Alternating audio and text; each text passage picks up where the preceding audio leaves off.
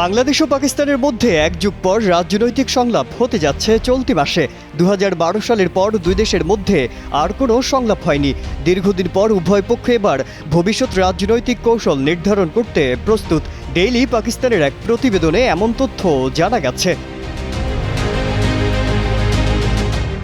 প্রতিবেদনে বলা হয়েছে, দ্বিপক্ষীয় সম্পর্ককে প্রাতিষ্ঠানিক রূপ দেওয়ার লক্ষ্যে দুই দেশের মধ্যে সম্পর্ক উন্নয়নে চলমান প্রচেষ্টার অংশ হিসেবে আসন্ন সংলাপ অনুষ্ঠিত হবে।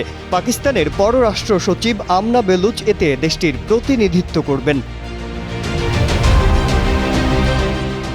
আলোচনার কেন্দ্রবিন্দুতে থাকবে দুদেশের সম্পর্ক দৃঢ় করার প্রস্তাব। সেই সঙ্গে রাজনৈতিক, অর্থনৈতিক ও সামাজিক ইস্যুতে বাংলাদেশ ও পাকিস্তানের মধ্যে সমন্বয় বাড়াতে একটি যৌথ কমিশন পুনর্বহালের বিষয়টি তুলতে পারে পাকিস্তান।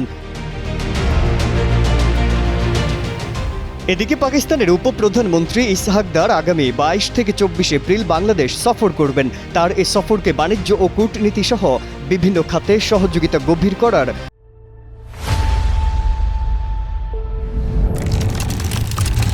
গুরুত্বপূর্ণ সুযোগ হিসেবে দেখা হচ্ছে।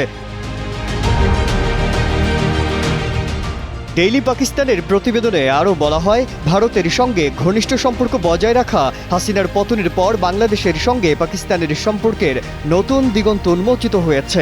অন্তর্বর্তীকালীন সরকার বাংলাদেশের উপর থেকে ভারতের প্রভাব হ্রাস করে পাকিস্তানের সঙ্গে সামরিক ও বাণিজ্য সম্পর্ক বৃদ্ধি করে পররাষ্ট্রনীতিতে পরিবর্তন আনতে চাচ্ছে। বাংলাদেশ বেল্ট অ্যান্ড রোড ইনিশিয়েটিভের মাধ্যমে চীনের সঙ্গেও ঘনিষ্ঠ সম্পর্ক করতে চাচ্ছে, যা বাংলাদেশ, পাকিস্তান ও চীনের মধ্যে কৌশলগত অংশীদারিত্ব আরও এগিয়ে নিয়ে যাওয়ার সম্ভাবনা রয়েছে। মাজহারুল আলম, কালের কণ্ঠ।